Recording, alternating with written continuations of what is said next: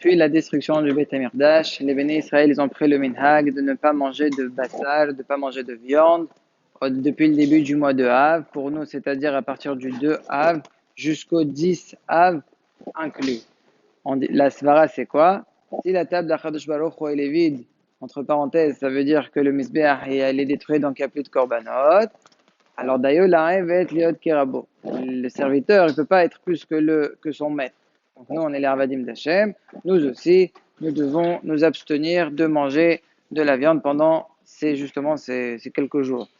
Alors lorsqu'on dit bassar, c'est pas seulement bassar behema, c'est aussi bassar off, c'est aussi du poulet. Ah, vous allez me dire, mais voilà, il n'y avait pas de bassar off dans le korban. Afelo achi, étant donné qu'il s'appelle bassar, il a le même nom, donc là aussi, on a le minhag de ne pas manger. Maintenant, si jamais quelqu'un il mange de la viande, mais qui n'est pas de la viande, c'est juste que c'est quelque chose qui a le goût de la viande. Donc, vous voyez, des fois, dans les pizzas au fromage, ils mettent des choses comme ça. Par exemple, les saucisses, ils mettent des substituts. Donc, c'est végétal, c'est simchoni, c'est pas du vrai. Même s'il y a le goût, afilo achi, c'est moutar, il n'y a pas de problème de maritarain, étant donné que aujourd'hui, c'est quelque chose qui est connu. Maintenant, lorsqu'on dit qu'on n'a pas le droit de manger de la viande, c'est même si j'ai un plat de riz, que j'ai cuit dedans du poulet. Maintenant, moi, je veux manger que le riz, parce qu'on sait que pendant cette période-là, on peut quand même cuisiner un plat de riz avec du poulet si c'est pour donner un khatan shelo higiyan lahino. Ça veut dire que si le khatan, c'est un enfant petit qui n'est pas encore arrivé à l'âge de comprendre qu'est-ce que c'est la vélo de Horban Bet Amirdash, la vélo Tilushalayim, il ne comprend pas, il est encore trop petit, il y a une khoula, on peut lui donner, on peut même lui cuisiner les khatila.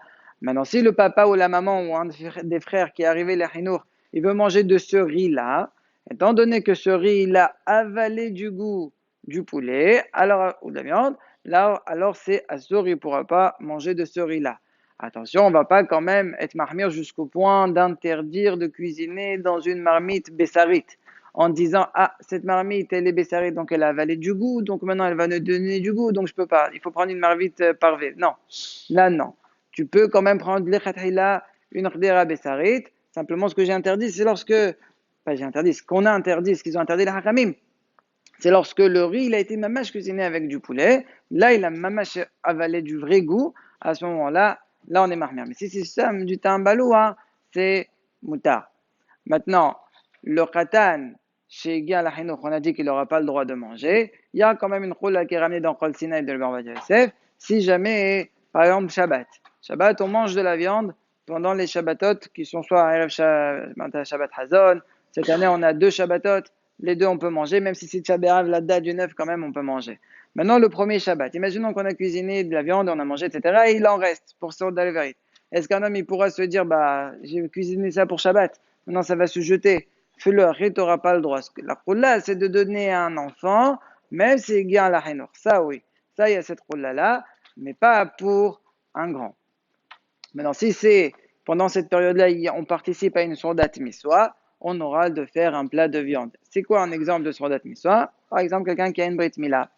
Alors là, les 3, les bérit, donc le aviaben, le papa de l'enfant, le moël, celui qui a fait le miswa, de couper, et le sandar, celui qui a attrapé le bébé. Ces 3-là, on les appelle shlosha baralei bérit. Ceux-là, ils auront le droit de manger de la viande pendant les sourdot de la journée. Ils n'ont pas le droit qu'une seule fois. Toute la journée, s'ils prennent 3 sourdot la même journée, ils pourront. Quand je dis la journée, je parle de la journée mamash, la veille, donc la nuit, au soir. Il y a eu une sourda de Beret Ishaq, donc ce qu'on appelle le Zohar. La pandine de sourdat miswa, on n'aura pas le droit, pour personne, pour tout le monde, on n'aura pas le droit de cuisiner un plat de viande.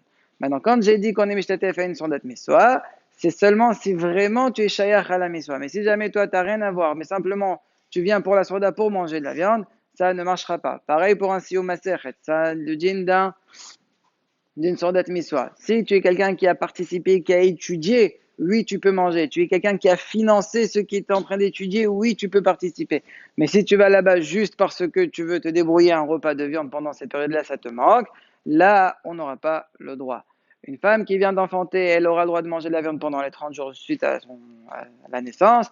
Une femme qui est enceinte et qui souffre et qui a besoin de ça, pareil, on aimerait un katan chez Gan la Hinour qui est un petit peu halage, qui est un petit peu holé, qui a besoin de manger ça, lui aussi, on aimerait le pareil. Une femme qui allait, si son bébé il a besoin d'un lait où il y a beaucoup de vitamines et donc il y a besoin que la maman elle mange des vitamines et donc elle a besoin qu'elle mange de la viande, là aussi, on pourra être mépré.